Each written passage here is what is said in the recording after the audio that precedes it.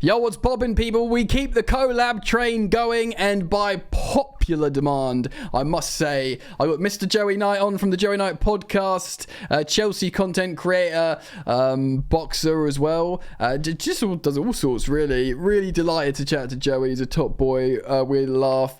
We did a video on this channel here where we are essentially auditing the Chelsea squad, both loans and players that are in the current squad, who we think is good enough, how we're going to get rid of certain players, what we need to bring in. We speak a little bit more about Chelsea generally as well, as we do on his channel. So do keep an eye on his channel. I'll also link his channel down in the description. So as always, I'll thank you for joining me here on Football Therapy. If you want to support the content, drop a like on the video, subscribe if you're yet to do so, and hit the bell if you choose to. And yeah, man, let's get into the show with Joey. Right, here we are, ladies and gentlemen. So many people asking for Joey to come on. I was about to say the podcast. You've got a podcast. I've got a YouTube channel, but on the channel, delighted to have a great Chelsea content creator. Just a content creator that talks all sorts these days. He knows his Chelsea. He's a top bloke, and he can probably knock me out within 3 seconds. It's Mr. Joey Knight. How you doing, mate? Welcome. I'm doing good, mate. That was quite an introduction. I like that. Thank you very much. How you doing? Yeah, fine, man. Well, you know, I was saying to like Matisse and stuff, it's nice to have a little bit of. We got 3 weeks off until the next game, or it's been about 3 weeks between the games, so it's just nice to sort of decompress, have chats like this, you know, chill out, talk about. You know, just remove yourself a little bit from the sort of high octane emotion that we've all been sort of struggling with. Do you know what the funny thing is with the Chelsea fan base as well, or the sort of like online presence? Everyone likes each other. Like everyone gets on, don't we? Like you see some of the other clubs than that. I see like certain fans going back and forth at each other, whereas like I feel like all of us Chelsea guys quite like each other. Matisse, Benson, yourself, Eunice. Yeah, blessing. Yeah, Eunice. I mean, I speak to Nini all the time. Before I started, actually, I had a Chelsea podcast. You might not know, but back in the day, like in 2017, 18. I used to go to games with a guy called Stanford Chidge. I don't know if he's like sort of a bit more of the old generation Chelsea fan. And he has the Chelsea fan cast, and he got me. I used to call him the Podfather. He got me into Chelsea. Well, Chelsea podcasting, should I say? My old man got me into Chelsea. No. But and then like I sort of did it as a bit of a passion project, and that kind of gave me like a Twitter following back when I was on Twitter. Before I didn't like Twitter anymore, essentially. And I just started uploading videos. So I've got a podcast. I have sort of humble beginnings in podcast as well. Obviously, nowhere near as good as yours, like production value and, you know, guests and stuff. And it was just. Oh, I don't know about that. Right, slight technical difficulties, but we're back. That's what happens when you record digitally like this. But anyway, I was just talking about how I got into podcasting before, but. Very happy to have Joey here today. We are going to make some content for his channel as well, so definitely keep it locked for that. But today, here on Football Therapy, I want to talk to Joey about the Chelsea squad. Not just the players listed in our current squad, but also the loanees. Because if there's one thing that Chelsea have continued under the new ownership, it is it's loads and loads of loan players, so I feel like it's worth going through that as well. Does that sound good to you, mate? Yep, all good. Let's crack on. Yeah, because we've got a lot of players to get through. I think maybe we'll start with loanies, because, you know, then we can go to the bulk of the squad, because there's so many high-profile names. There's so many stories, man. First of all, teenage loanee goalkeeper, 19-year-old Mike Penders, that we got from Belgium, that arrives in the summer with the likes of Esteval and Paez. We're not going to talk about those because they're not technically on loan and they arrive when they're 18. I think we can both say Esteval looks amazing. Paez looks pretty good. You know, they should be good in the future, but for the moment, you know, we know obviously they're in the plans. Now, Mike Penders, I briefly read an article this morning on The Athletic by Liam Twomey. He's contracted till 2032, which possibly is the longest contract out of the lot. Apparently, he's 2 meters tall. 6'7", and he's been described as a goalkeeping coach as a combination of Edison and Thibaut Courtois. So, serious hype for the lad. Do you reckon there's a small chance they just want to look at this kid and say, like, could he be the one in 10 months, and should we buy a new goalkeeper? Or do you have any thoughts on this kid? I mean, I haven't actually watched him, to be honest. So, I've not watched him. If I'm being completely honest. Obviously, I'd heard the Courtois comparisons. Hadn't heard that of Edison, which would be very handy if he is that. Obviously, the Belgian, is he playing in the Belgian league at the minute? Yeah, Genk. Yeah, Genk, one of those. Yeah. The step up will be pretty significant. My only, obviously, look, you want a goalkeeper to be big. Sometimes you think that, the only downside, if he has got that sort of frame, because he looks quite bulky as well, is, how good is he going to be at sort of reflex saves, things like that, shots from headers from corners, things like that. It really will be a case of just trying him out and having a look. I think that Enzo Maresca's going to be in a position where in pre-season or specifically in the Club World Cup, I think that we'll see definitely the likes of Esteval, maybe the likes of Mike Penders try it out a little bit in this squad. It could be that we're sitting on, the answer to our problems. However, I've said many times already on my channel, I already feel like we were sitting on the answer to our problems and we loaned him out to Strasbourg. So well, we'll get on to him. We'll get on to him. So yeah, Mike Penders, on Esteval, I think he might have already been nailed his colours to the mast for Palmeiras for Club World Cup. Okay. So because they're in it, so I think he's just staying with them for that. But yeah, I'm pretty sure. I'm not entirely sure. So yeah. Maybe we're sitting on the answer there. So we'll smash through a few quickly. Alfie Gilchrist, proper Chelsea centre back, played as a right back last season. Sheffield, future at Chelsea, or do you reckon he's going to get flogged or loaned or something?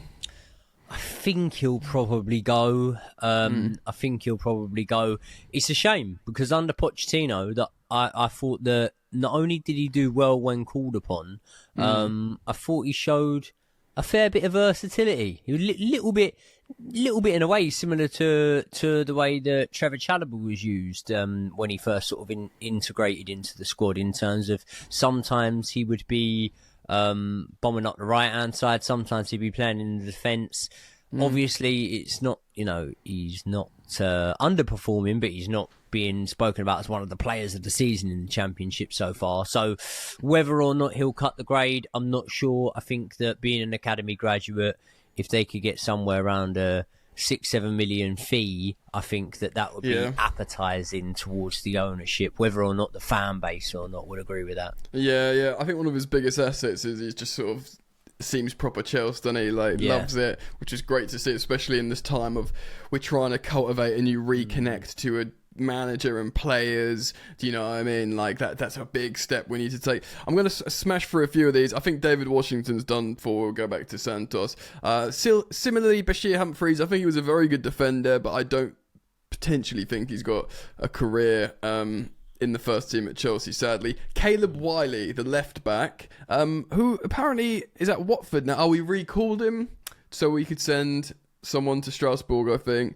An American left back. I mean, I actually thought we were going to use him. We were planning to use him in long term at Chelsea, but I don't know if you've got an opinion on him, mate. I don't have a big opinion on him. Not really. I'd be hesitant to say anything bad about American left backs, because you look at the lad Robinson at Fulham and he's absolutely smashing it. He's mustard, yeah. But he's not really American, is he? He's a Scouser, I'm pretty sure. Because I just thought he was American, bro, until I heard him talk and I was like, what? Yeah, I heard him, and it was only quite recently. It was like a BBC piece he did, and I heard him talking, and I was like, oh, so you're not American? You're a Scouser. I love it when you hear that. Have you heard Joshua Zirkzee speak, a Man United forward? Have you heard him talk before? I can't say I have. The big Dutch centre forward, and he just chats like just some, geezer from London. You're just it just blows my mind all that. The old Bellerin effect. Oh, he was unique because he did have a Spanish accent, but he spoke like a roadman. So he was like, it was funny as hell. Okay, let's smash through some here. Renato Vega, for me personally, I feel like because he wants to be a centre back, Chelsea will double their money on him and be like, good signing because we'll make money on him. Personally, a lot of Chelsea fans like him because of his versatility and because of a sort of leadership vibe, but he doesn't want to be a versatile player. He wants to be a centre-back. Do you reckon because of that he's gone? I think he's impressing on his loan spell, isn't he? So I think that any of the lads that are deemed fit to go out on loan are probably under this ownership, and it's hard because it's not what fans want to hear. But this is one of the reasons why I've always liked your channel. Is like there's the element of, you can just give fans what they want to hear.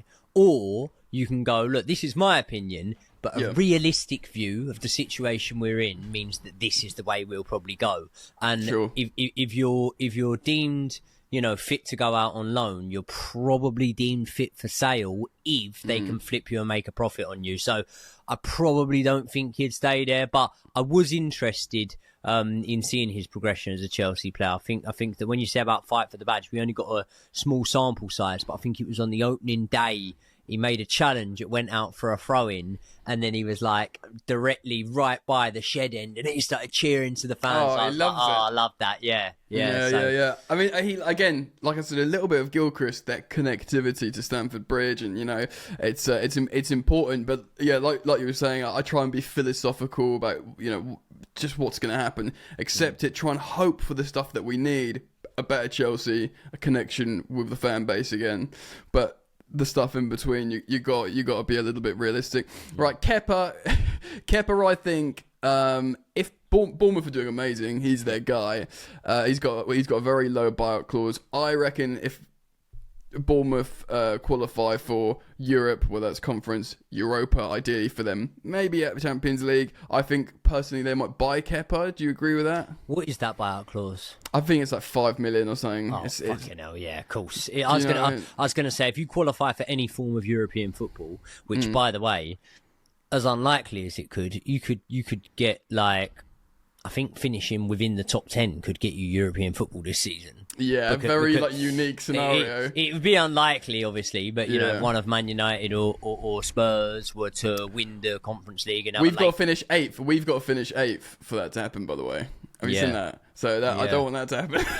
No. We got to win the conference, but finish 8th for that top 11, 10. Yeah, but I think if Bournemouth were to qualify for any form of Champions League football, you said 5 million there. I'd go as high as dropping 10 mil on Kepa. Would probably. Yeah. I think because he's on silly wages basically. We've given him an extra year on whatever 150k a week. Bournemouth will offer him like 60k a week, 50k a week, but he'll get years. Do you know what I mean? Yeah. All right, quick. Let's smash through them then, mate, because we're gonna have lots to go through here. Yep. All of these are talking points. Leslie Ugachukwu, do you think another loan? A loan or a sell? Yeah. Okay. All right. Let's smash through these. Carney Chukwuemeka, I read that if Dortmund qualify for Europe, they can't buy him. They can't afford his clause, but they'd be interested in another loan. I think that'll be pretty good for him because Dortmund's big club. I think Carney's really, really talented. He could have played for Chelsea, in my opinion. But again, I don't think Chelsea will sell Carnes because they will look to maximise his value, which is simply not there at the moment. So I literally think he would be playing for Chelsea right now if he was.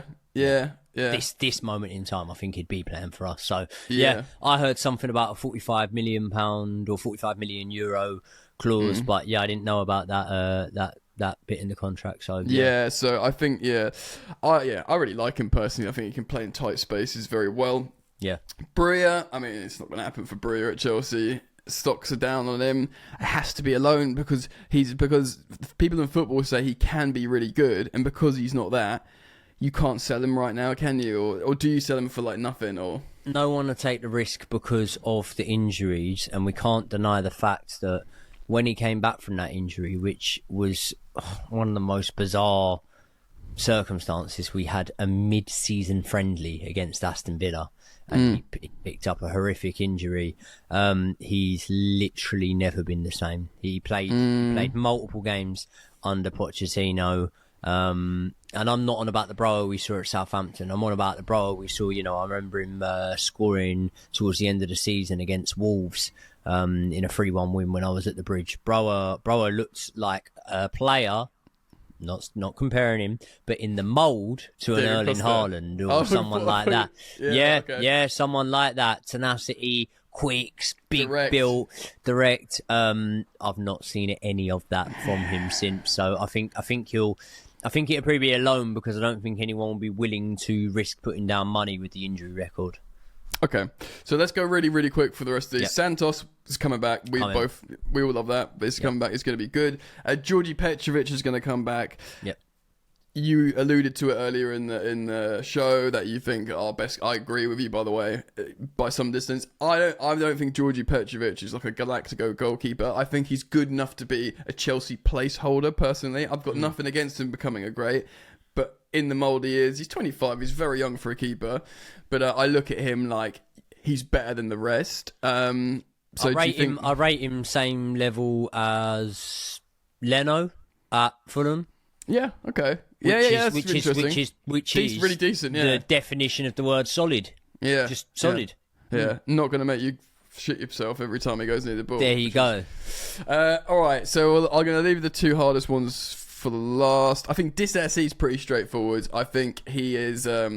Villa might try and buy him. I think if not, someone in Ligue 1 will buy him. He's a good professional who's big and strong. He just didn't really suit us. He was a bit of a cult hero at times. The Man City away performance, the jumping in with the fans at Palace doing the stage dive thing, But you reckon, maybe Villa or maybe a Champions League team in Europe buy Disasi, do you think?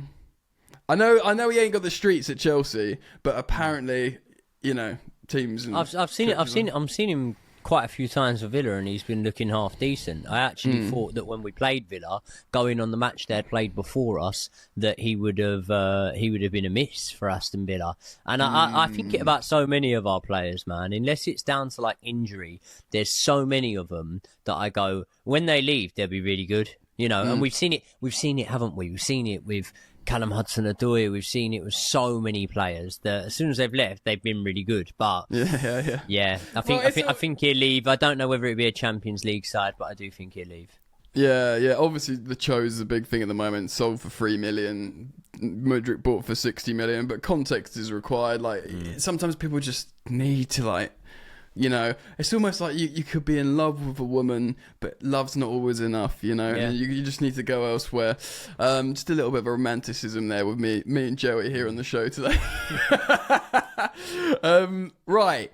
It's going to get a bit tricky here. Firstly, Ben Chilwell. I'm a big Ben Chilwell fan. I think as a character, as the way he asserts himself as a leader, I think he's very professional. He sounds like a top boy by all accounts. Champions League winning left wing back. Clearly not going to work with what we're doing right now.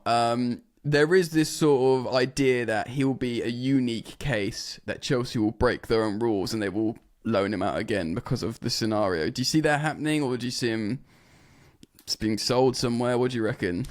Do you know, I think Chilwell could play in this system. It's funny because the almost PR message that was put across to us was that we love Chilwell, he's great, but he doesn't fit the system in terms of he's not good as an inverted left back, for example. I know it's just one match. I was at the game. Remember when we needed to come back and beat Borough in the cup? I think it was a semi-final. We were 1-0 down from the first leg under Pochettino, and then I was at the game at Stamford Bridge. Chilwell came straight back into the lineup from injury. Started him straight away. Hadn't had any minutes, I don't think. Played as an inverted left back. Was the best player on the pitch. Now, when you look at that inverted left back role, it's not an inverted left back. Cucurella is when Enzo Maresca with Leicester used to play with almost like two number 10s pushing forward, like a left-hand sided one and a right-hand sided one. Yeah. Cucurella is literally occupying that space. He's not inverting. He doesn't stand next to Caicedo. He's always closer to the number 9, if it's Neto or Jackson or whoever he is, than Caicedo. So he's not playing that inverted role anyway. So if you take away the defensive responsibility, then I think Ben Chilwell can do that. But one thing I won't say is that he's got the legs of Cucurella. I think Cucurella can get up and down quicker. So Cucurella's definitely better for the role, but I could see a world where Chilwell plays in this team. Yeah. But I don't think it'll happen. I think it might be another loan, probably. Yeah, they want to get his wages off as well. It's an amazing point, though, because I used to say all the time, when Chelsea were good, Reece James would keep chalk on his boots as a wing-back, put amazing crosses in, and actually Chile would invert into this sort of like striker role right in the middle of the pitch and score loads of goals like that, like from coming inside. And because when Maresca joins, they're like, oh yeah, well the fullback will invert and join a double pivot CDM. And I thought, well, that's not Chile, is it? Like sitting at screening it back 4. That's more Reece James because he's done it before. But you're right to say Cucurella is like popping up on the inside left forward all the time, which is... But yeah, I see what you mean. Like Cucurella, a little bit younger, Spanish football can sort of knock it about. You know, he's more appropriate. But yeah, another loan. All right, so I'm gonna leave. We've left the tough ones here. I'm gonna let you speak on both of them. Raheem Sterling and Joao Felix, and then we'll get to the squad. So a couple of easy ones for you there. Who's buying Sterling? This is the hard part. Who's buying him? Because we need money for him. Like, are we going to let him go on a free? We need money for him. He was the first signing, I believe, of the ownership. Obviously, the signings have gone in different directions in terms of first 2 windows. It was very much Bowley. He was Tuchel's guy. So they went to Tuchel, who do you want? And he went, bring me Raheem Sterling. And Tuchel was very vocal on that. He wanted Sterling for better or for worse. But yeah, go on. Tell me your thoughts. I mean, we had a couple that I think that Tuchel was vocal on. I think that Tuchel, albeit, you know, us buying him days before we sat Tuchel wanted Aubameyang in there. Yep. I think Tuchel wanted Sterling. I think Tuchel would have wanted Koulibaly at the time. Those looking back now, it's a shame really because they all to an extent flopped, and I say to an extent because Raheem Sterling number wise, you know, per start's not that bad and whatnot. Not as good as the heights that he hit at Manchester City, but wasn't playing at as high a level as he was at Manchester City, so it kind of levels itself out. It wasn't all bad, Sterling. With the other guys, I feel like it kind of has now put the ownership off because they've had their little sample size, which I don't think is good enough to go, well, we tried to go and get experienced players, and Aubameyang was a flop, and Sterling was a bit of a flop, and Koulibaly was a bit of a flop, and it's like, yeah, okay, but I could name you 3 inexperienced players that have also been that, and you've also moved on. So I think we do need that experience in there. Raheem 100%. Sterling, for me, is not the man to have that experience. I believe, and I've kept there's some of our loanees that I haven't kept an eye on. There's some that I have kept an eye on. I've kept an eye on Sterling at Arsenal. I've seen him play 2 good games. One was against Bolton. Yeah, it was in the cup. Don't know what cup it was in. And PSV. And then PSV when he got 2 assists. And that's pretty much it for me. And a couple of Arsenal pals that I've spoke to, they're not having him. They don't want him back on loan. So no. Yeah, so with Sterling, I mean, you could probably say this with both Joao Felix and Sterling. Like, if neither of them want to go to Saudi, which is kind of fair enough, I think, this is a little bit of like, it sounds a bit like shade, but I suppose in a way it is. But it also, like, look what happened to, it served Wilf Zaha. I think like Galatasaray sort of calling, do you know what I mean? That kind of Turkish football where they get to still play in the Champions League. An amazing fan base cheers them on.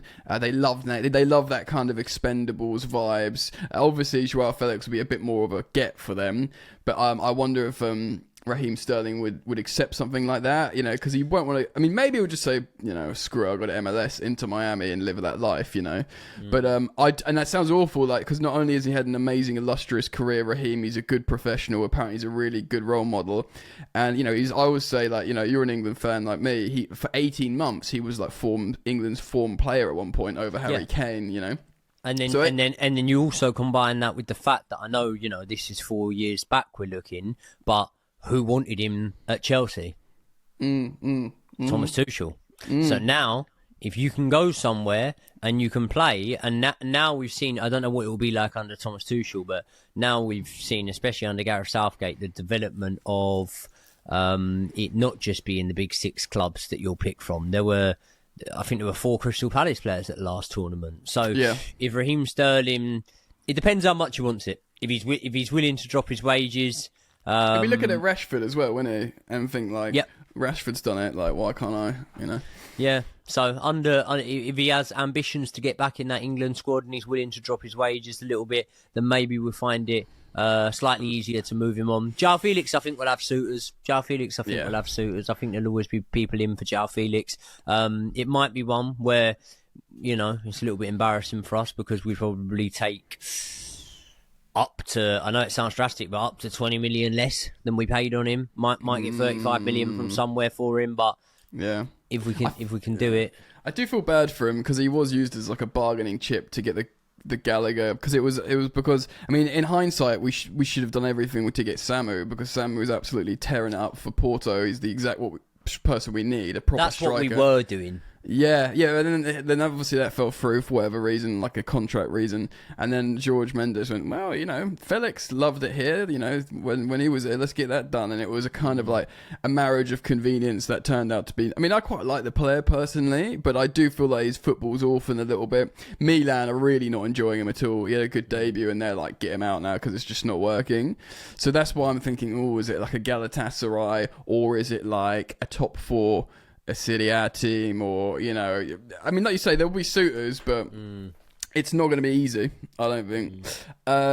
So we're saying Sale, obviously, both of them, man. Okay, cool. So now the squad, Joey, we're gonna. I'm looking at the Chelsea website. There's 4 goalkeepers, and first of all, Bettinelli will remain third choice. Apparently he's a bit of a leader. He's a vibes man. Everyone loves him. He's a coach. He's not a goalkeeper. He's not a player. He's a coach. Yeah, but they love him. They love him as well. Yeah. So Betts is staying. I think Bergstrom's going to go on loan.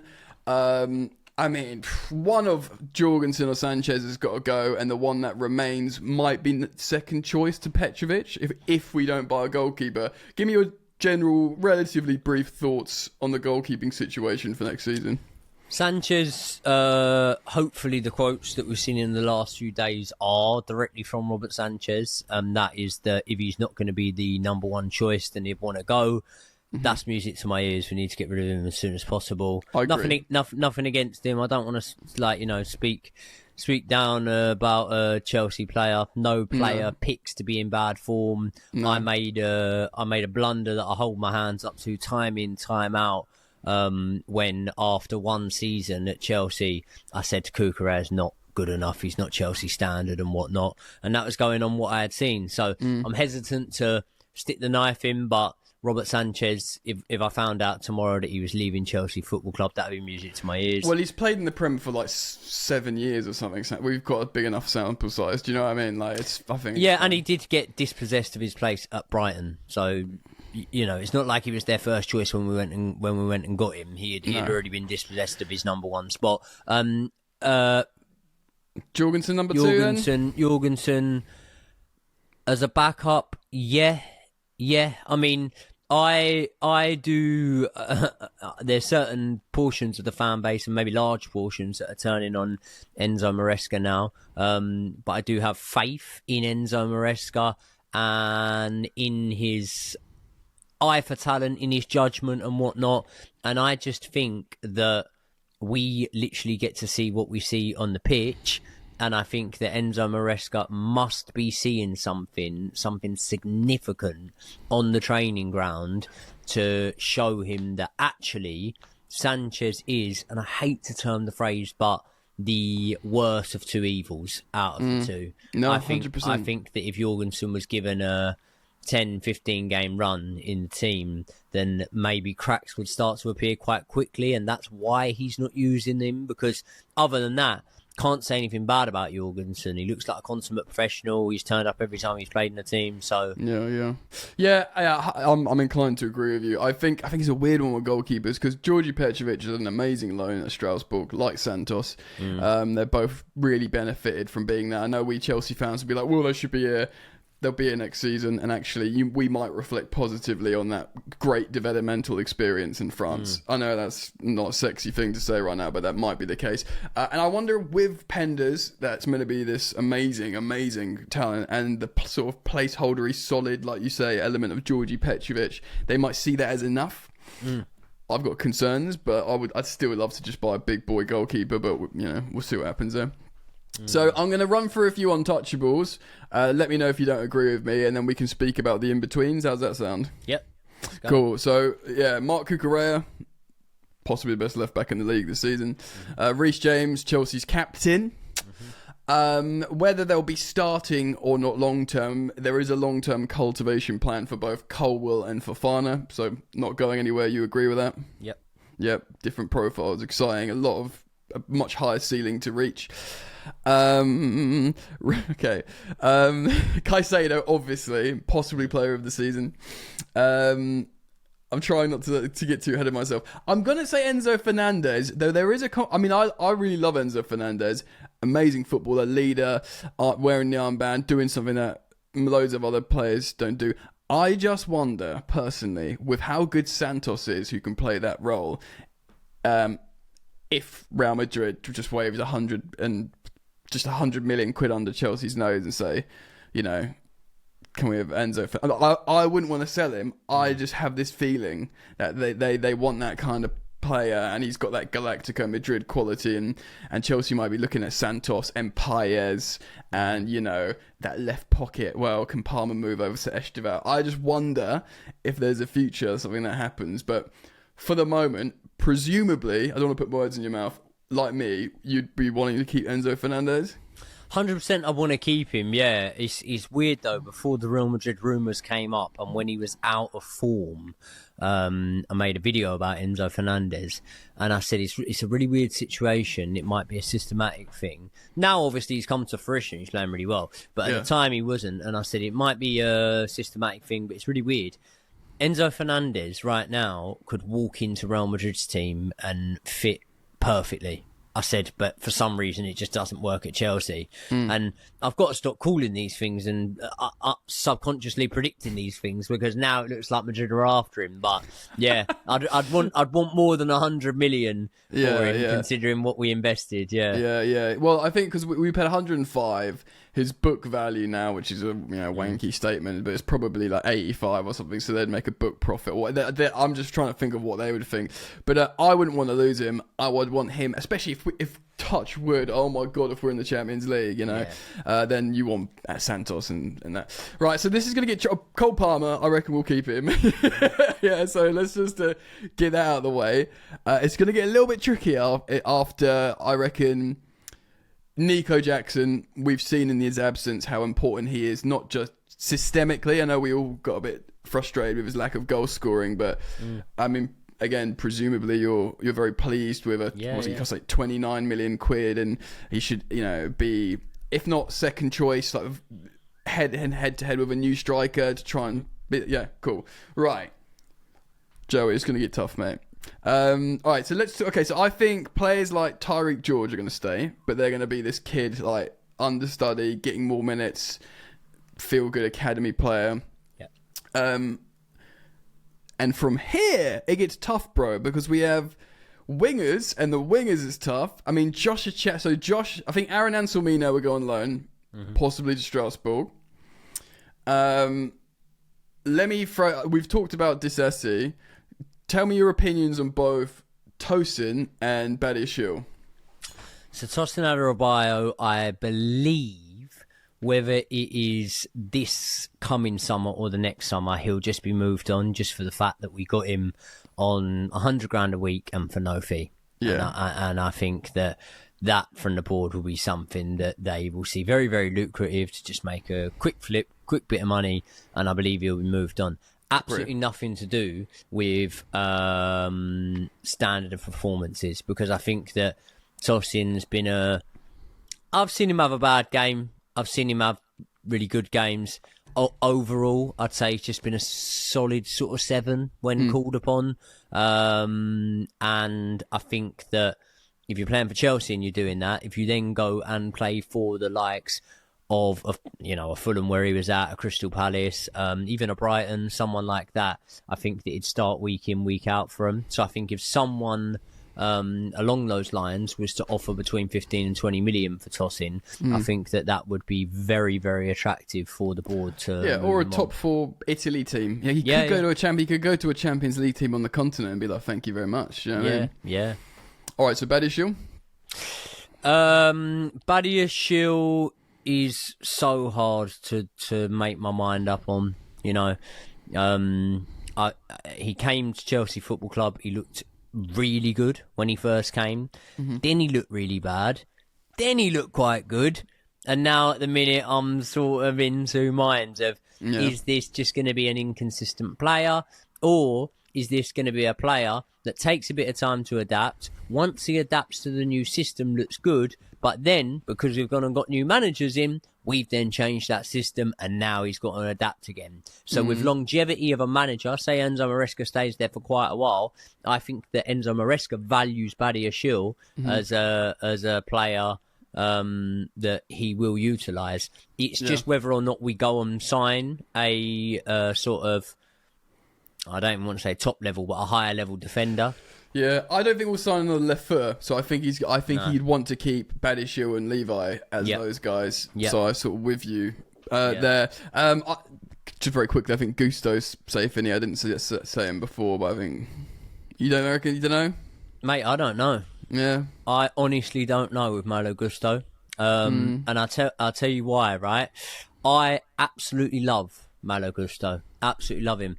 I don't know how much he was brought in for. I believe it was around 29 million euros. Yeah, possibly. Yeah, around 25 million quid. Good value signing. Yeah, really good value signing. I think he is Premier League quality. I think that last season he proved himself to be comfortably inside the top 5 right backs in the Premier League, comfortably.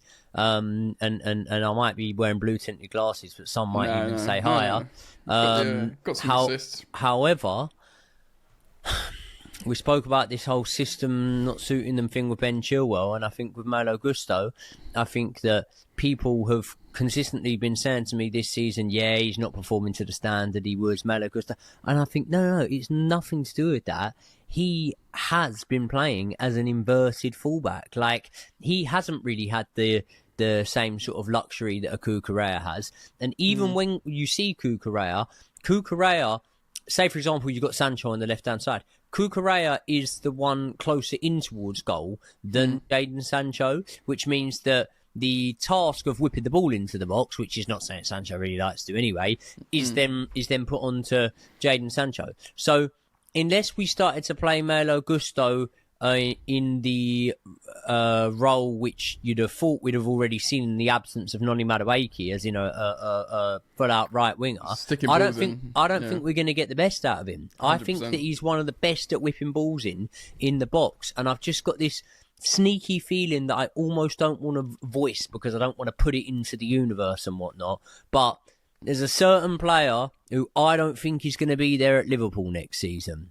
And I think if Trent goes, then Arne Slot might be pushing his board of directors or whoever it is to have a look at Malo Gusto. And maybe that'd be gutting for me, but it's just. Yeah, and one thing, we want to see him with like chalk on his boots, running up and down, sticking crosses in. He's not doing that. Also, he hasn't scored a goal for Chelsea, Malo Gusto, and a little bit like Cucurella on the left, there's been a few occasions where the ball's fallen to him in the pocket, and because he has, it's almost like Mateo Kovacic when he didn't score that first goal for Edge. I feel like had he just scored that first goal, he might have a few after because he skied so many or just tame shots. You know, if Reece was playing that role where he was landing in that, Reece would have banged a bunch, but of course. Interesting. So we don't know about that. I think Anselmino loan. I actually think possibly Josh Achampong loan, purely because he started really well. Maresca was like best player on the pitch, but I think out of him and Tyreek, I wonder if Tyreek's the one to stay with the squad and Josh maybe goes on a loan. even if he doesn't want that, I can see it happening. What do you reckon? Yeah, I think that when you look at those two boys, neither of them are going to be starters. So then you look at who's going to have more impact from the bench, and purely positionally, you just go Tyreek George. If Changpong does go out on loan, I don't really want to see him go to a newly promoted club. I'd rather see him go to a club in the Championship that are, battling it out at the top end of the table. Because learn to win. Yeah, learn what it's like to win rather than to, have that sort of backs against the wall mentality. Okay, I agree, man. So let's... Chalobah. Tough. Chalobah's my favourite Chelsea player. I'd keep Chalobah. Oh, is he? Okay, yeah. So I think it's tough purely because I feel so sorry for this guy because he's been fighting against, the Chelsea narrative for so long. He's come in and out and often been Chelsea's best defender when he comes back in. But then, they go, oh, well, this... What? So you're a big fan of him. What do you think is going to happen with him? I think they'll probably look at some way of moving him on again. Because they just want that money from them, don't they? Yeah, I think in terms of where he would go, I think Chalobah's suited to stay in the Premier League. I mean, you look at so many of our players that have, Ruben Loftus-Cheek, players like that have gone on, and Tomori, and gone on to play in Italy, AC Milan, something like that. I think he could very easily go and do a job at an Italian club. I think depending on whether they qualify for Champions League or not, someone like a Newcastle, I think, could be in for a Trevor Chalobah. I mean, he was doing really well at Crystal Palace, so I could see him going. If someone puts up the money for him, which is a shame. I think he will. He accept. He wanted to go to Bayern Munich when they were in for him, and then we said, well, we've accepted a bid from Forest, which actually in hindsight might have been a bloody wicked move for him. But understandably at the time he was like, no, like Bayern Munich, win like league titles, Champions League, at the time relegation battling Forest. If he had the foresight to be like, he'd be cooking with his homies Aina and Cho, but he wasn't to know that.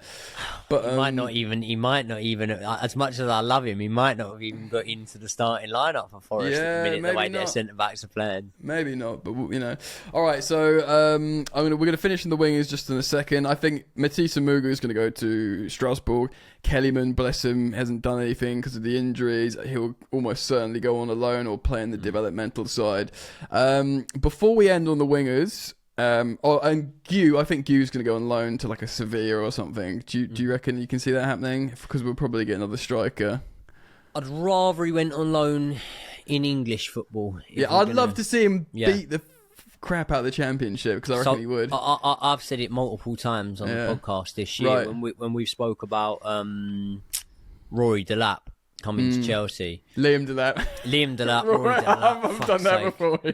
God, that'd be. I'll tell you what, set pieces, get a few big lads in the box, Rory Delap in the trenches now. Yeah, there you go. Yeah. No, sorry, when we spoke about Liam Delap coming to Chelsea. Yeah. I look at his goal record and his goal involvement record. I do honestly believe that if Mark Gu had played 29 games for Ipswich, he'd have a very, very similar record.